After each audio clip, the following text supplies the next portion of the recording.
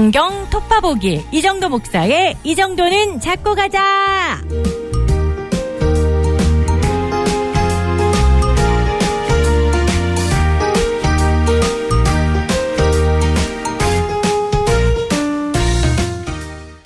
안녕하십니까, 이정도 목사입니다. 예, 우리 오늘 두 번째 시간인데요. 성경 토바보기. 예, 흔히 쓰는 단어는 아니죠. 토바보기, 샅샅이 살펴보는 성경 토바보기, 이 정도는 잡고 가자입니다.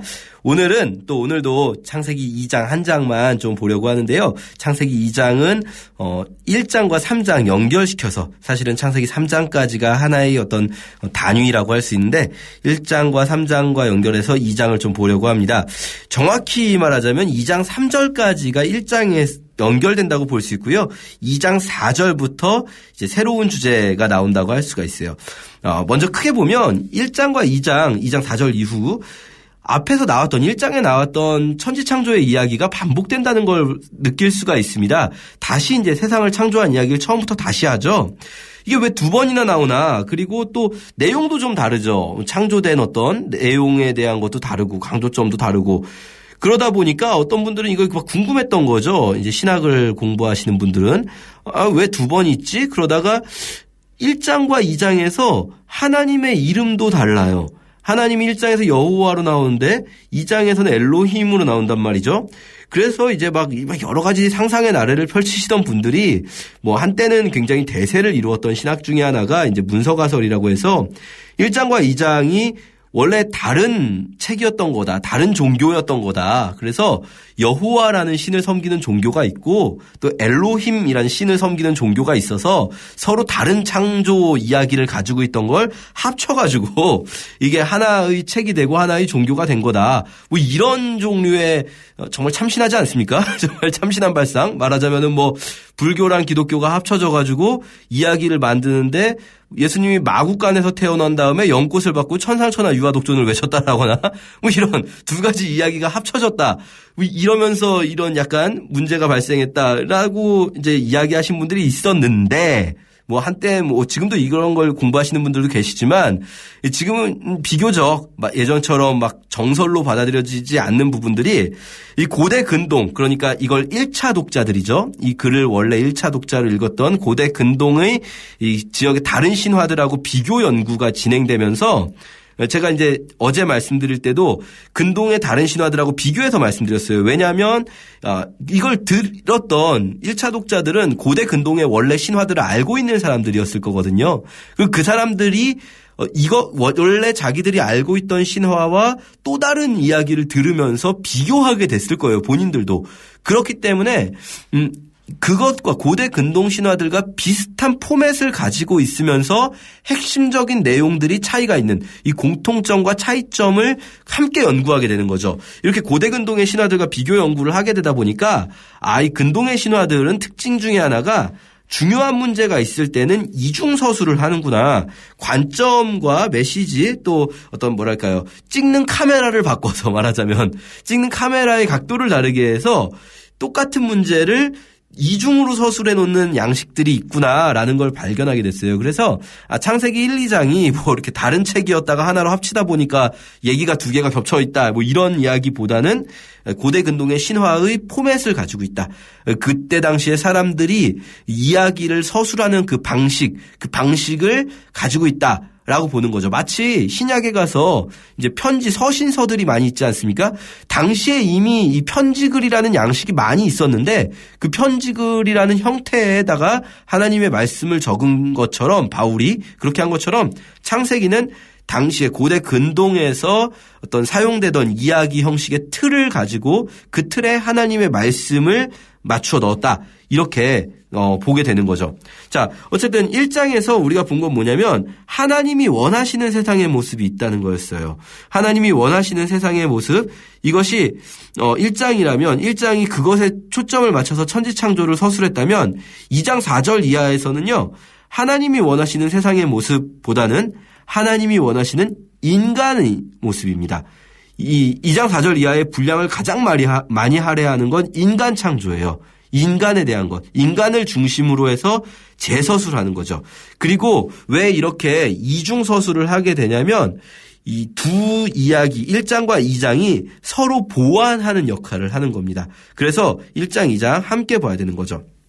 자, 먼저 2장 1절부터 3절까지는 1장에 이어진다고 말씀드렸는데 1절부터 3절까지 보면 하나님께서 안식하시면서 이제 안식일에 기원이 드러나는 거죠. 하나님이 그가 하시던 일을 일곱째 날에 마치시니 그가 하시던 모든 일을 그치고 일곱째 날에 안식하시니라. 어제 말씀드렸어요. 하나님께서 뭐 하신 거라고요? 일하신 거죠. 하나님께서 일하셨어요. 이게 다른 신들은요, 일하지 않거든요. 높은 신들은. 그런데 하나님은 가장 높으신 신이면서도 일을 하셨어요. 그리고 쉬셨어요. 이걸 어떻게 이해해야 됩니까? 이게 우리가 그냥 쉽게 생각하게 되면 하나님이 일하면서 내가 일 너무 많이 했다. 이제 좀 지쳤으니까 쉬어야지 하고 하나님이 쉬신 건가? 그러면 하나님도 피로를 느끼시고 하나님도 주무시나? 그러나 우리가 다른 성경의 부분들에서 하나님은 그렇게 지치시는 분이 아니고 하나님은 피로를 느끼고 주무시는 분이 아니라고 우리는 다른 성경에서 명확하게 명시적으로 알 수 있지 않습니까? 그럼 도대체 하나님이 그 일을 마치시고 안식하셨다를 어떻게 이해해야 할까?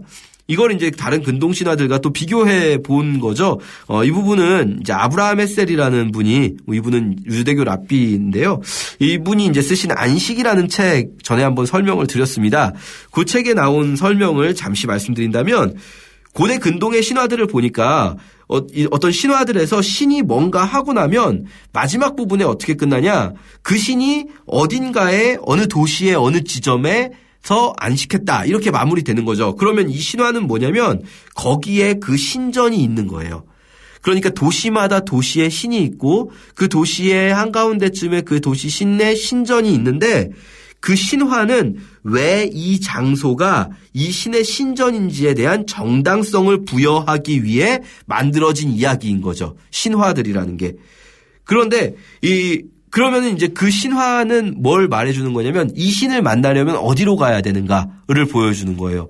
이 신을 만나려면 예를 들어서 뭐 어느 도시에 엔키라는 신이 그 자신의 안식처를 마련했다. 그러면 엔키라는 신을 숭배하고자 한다면 그 자리로 가야 되는 거죠. 그 신전으로 재물을 바리바리 싸들고 신전에 가야 되는 거죠.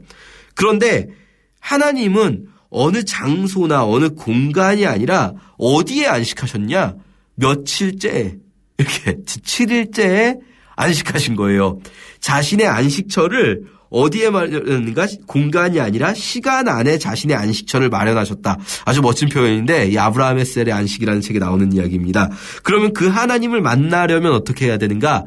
하나님을 만나기 위해서는 어떤 공간상의 지점을 찾아가는 것이 핵심이 아니라 반대로 시간을 어떻게 써야 되는가? 이것이 하나님을 만나러 가는 길이라는 거죠. 어떻게 써야 될까요? 여기서 우리가 이제 안식일 계명, 10계명의 안식일 계명을 자세히 봐야 되는 거죠. 우리는 보통 안식일 계명 그러면 제7일에는 일하지 말고 쉬어라, 안식해라 이 부분만 생각하는데 안식일 계명에는 요 앞에 이게 붙어 있죠. 6일을 힘써 일하는 겁니다. 6일을 힘써 일하고 또 계속 일만 하면 안 돼요. 힘써 일하는 가운데 하루를 안식할 때 그 하나님이 계신 안식처, 그 하나님을 만나러 갈 수 있다. 이런 내용이 그 안식이라는 책에 있습니다. 어쨌든 이 2장 1절부터 3절까지 안식일이 왜 있는지 안식일의 기원에 대해서 설명하는 거죠. 하나님이 일하셨다는 거예요. 하나님도 일을 하시는데 그럼 하물며 인간은 어떻게 해야 됩니까? 일해야 되죠. 하나님이 인간을 만드시고 나서 인간에게 제일 먼저 하신 게 뭘까요? 명령을 주셨다. 뭐 이렇게 아마 생각을 하실 거예요. 맞기도 하고 아니기도 합니다. 예, 명령을 주셨다? 맞아요. 명령을 주셨죠. 1장 28절에서 그들에게 이르시되 생육하고 번성하며 땅에 충만하라, 땅을 정복하라, 뭐 쭉쭉쭉 생물을 다스리라. 이렇게 이것 해라라고 명령형의 문장으로 말씀하셨어요. 그런데요, 성경은 이것을 명령하셨다라고 말하지 않아요. 성경은 뭐라고 표현하냐면 창세기 1장 28절에 하나님이 그들에게 복을 주시며 이르신 거예요. 이게 복이라는 거예요. 이게 이게 막 명령 그러면 우리는 막 억지로 해야 되는 막 이런 걸로 생각하잖아요. 그런데 이게 명령형의 동사들을 썼지만 이거를 뭐라고 표현하냐? 복을 주시며 이르셨다라고. 이게 복이라고 말씀하시는 거죠. 자, 그러면 여기 내용을 여러 가지 명령형의 동사들 4가지가 있지만 그중에 이제 살펴보면 크게 먼저는 생육하고 번성하고 충만해라. 이게 있습니다. 생육하고 번성하고 충만해라. 많아지라는 거죠, 숫자가. 어떻게 많아집니까? 이게 아까 말씀드렸죠. 1장과 2장이 서로 보완관계를 가지게 되는데 2장에서 어떻게 많아질 수 있도록 하나님께서 그 조건을 마련해 주세요. 생육하고 번성하고 충만하기 위한 조건이 뭘까요? 혼자 있지 않고 남녀를 만드시고 가정을 세우시는 거죠. 그리고 자녀를 낳게 하시는 거예요. 첫 번째 복은 바로 가정이에요. 남편과 아내 그리고 자녀가 함께 있는 가정을 하나님께서 복을 주신 것으로 이렇게 표현하는 거죠. 그리고 두 번째 복은 땅을 정복하라 이렇게 말씀하세요. 땅을 정복하라. 이게 어려운 겁니다. 땅을 정복한다. 이게 쉽게 생각하면 우리는 그런 생각을 할 수 있죠. 정복을 어떻게 하는가? 싸워서 여기가 내 땅이다라고 이렇게 하면은 그게 내 땅 되는 것. 그게 정복이죠. 그런데 사실 이건 뭐가 필요하냐면 싸울 상대가 필요해요. 그 땅의 원주민이 있고 그 원주민과 싸워서 땅을 정복해내는 거죠. 그런데 지금 여기 인간이 없지 않습니까? 원주민이 없잖아요. 그럼 땅을 정복하라는 건 뭘 어떻게 하라는 걸까요? 인간이 뭘 해야 땅을 무엇에 대해서 땅을 정복할 수 있는가? 역시 2장에 나옵니다. 2장에서 하나님께서 인간을 에덴에 두시고 경작하며 지키게 하셨다. 2장 15절에 나옵니다. 경작하는 것이 바로 정복하고 다스리는 거죠. 경작하고 관리하는 것. 이게 뭡니까? 하나님이 하셨던 일이에요, 사실. 혼돈하고 공허했던 땅을, 혼돈한 땅을 질서 있게 바꾸는 것. 이게 말하자면 이 광야와 같은 땅, 우리나라 생각하시면 안 돼요. 우리나라는 사실 그냥 막 놔둬도 땅이 비옥하거든요. 그런데 이제 이스라엘 사람들 생각하시면 이스라엘 사람들이 보기에 땅은 가만히 놔두면 광야예요. 가만히 놔두면 절대로 비옥하지 않아요. 그런데 그 땅을 질서 있게 경작해서 밭으로 만들고 그렇게 경작해서 땅을 가는 것 그리고 거기를 충만하게 하는 것 이것이 하나님이 하신 일이었고 그것을 인간에게 주실 때 하나님이 인간을 복 주셨다라고 지금 표현하고 있는 거죠. 그래서요, 2장에서는요, 하나님이 인간에게 주신 그 2가지 복, 말하자면 가정과 일이라는 이 2가지 복, 가정과 일이라는 이 2가지가 복인데 이 2가지 복을 실제로 할 수 있는 환경을 만들어 주신 게 2장이에요. 가정을 충만하게 할 수 있도록 남편과 아내를 만드셨고요.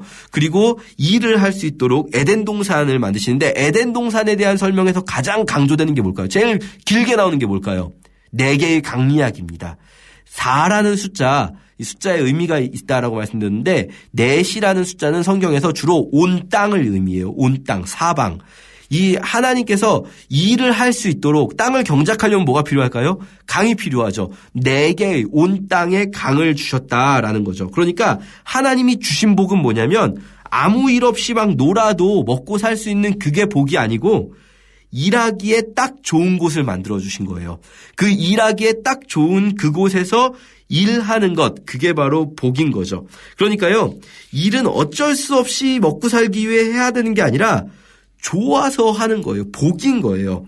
그리고 그 일을 통해서 일과 가정 이 2가지가 복이어서 그 2군데에서 일터와 가정에서 하나님을 만날 수가 있는 거죠. 그 하나님을 만나는 게 바로 복인 거죠. 문제는 뭐냐면 타락 이후에 받은 징계가 문제가 되는 거예요. 창세기 3장에 가서 나오지만 우리가 타락 이후에 받은 징계가 3장 16절에 먼저 여자는 임신의 고통을 크게 더해서 표준세 번역에 이렇게 번역되어 있습니다. 3장 16절 내가 남편을 지배하려고 하고 남편이 너를 다스릴 것이다. 이 말은요. 남자가 여자 위에 있어야 된다. 그게 옳다. 이 말이 아니에요. 네가 남편을 지배하려고 하고 남편은 너를 다스린다. 이거는 가족의 관계가 이렇게 바뀐다는 거예요. 행복을 주던 자녀가 고통을 주는 자녀가 되게 되고요. 그리고 남편과 아내는 서로 원래는 누가 누구 위에 있고 지배하는 그런 관계가 아니었는데 타락의 결과로 서로 지배하려 드는 관계가 돼서 남편이 아내를 지배한다. 이게 첫 번째 복이었던 가정이 파괴되는 타락의 결과인 거죠. 그리고 타락의 2번째 결과 아담에게 말씀하시죠. 네가 너로 말미암아 땅이 저주를 받아서 너는 평생에 수고해야만 한다. 그래서 땅이 내게 가시덤불과 엉겅퀴를 낸다. 자, 주의해서 볼 것은 저주라는 단어가 어디 붙어 있는가예요. 인간에게 저주를 주시지 않으세요. 하나님이 인간을 저주하지 않으셨고요. 저주가 2번 나와요. 14절에서 뱀이 저주를 받았고요. 17절에서 인간 때문에 땅이 저주를 받았어요. 그래서 일 자체가 저주가 아니라 일은 여전히 축복일 수 있지만 문제는 일을 했을 때 그 땅, 일터가 저주받아서 일의 대가가 제대로 나오지 않고 가시덤불과 엉겅퀴가 나오게 되는 거죠. 타락의 결과 가정과 일터가 변질된 거예요. 가정과 일터 바꿔 말하면 일상이라고 할 수 있어요. 그러니까 복은 어디에 있는가? 가정과 일터, 우리의 일상에 있어요. 그런데 이 타락의 결과 무엇이 변형되었는가? 무엇이 왜곡되고 변질됐는가? 우리의 일상이 변질됐어요. 그러면 우리가 하나님 나라를 다시 꿈꾸게 될 때 다시 하나님이 좋았더라 하셨던 그 세상을 꿈꾸면서 회복을 이제 막 어떻게 회복해야 될지 생각할 때 그 지향점은 어디가 돼야 되는가? 어디가 바로 우리가 회복시켜야 될 장소인가? 가정과 일터로 대변되는 일상이라고 할 수 있죠. 어떤 종교적 영역이 아니라 우리의 일상, 거기가 바로 우리가 예수 그리스도의 이름으로 변화시켜야 할, 그리고 우리가 살아가야 할 우리의 싸움터라고 할 수 있는 겁니다. 자, 저희가 내일은요, 왜 타락했는지, 타락의 본질은 뭐고, 그러면 어떻게 회복시키실 건지 3장에서 이어서 찾아보도록 하겠습니다. 감사합니다.